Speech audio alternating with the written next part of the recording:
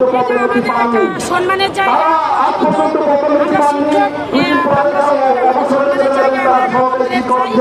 আর হচ্ছে আমাদের এই বৈষম্য দূর করতে হবে। যেই বৈষম্যের জন্য আমরা 14 জুলাই এতদিন প্রাণ দিয়েছিলাম এবং সেই বৈষম্য কেন আমাদের মাঝে এখন থাকবে, এই জন্য আমরা এটা আমাদের।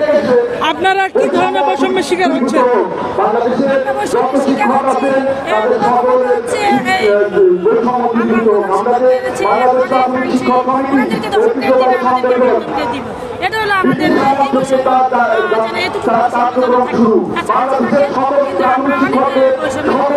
আপনারা 13তম গ্রেড থেকে 11তম গ্রেড কেন চাচ্ছেন, মানে কি কারণে চাচ্ছেন?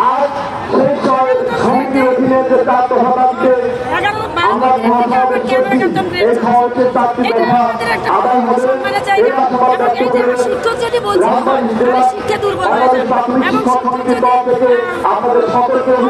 হয়ে যায় তাহলে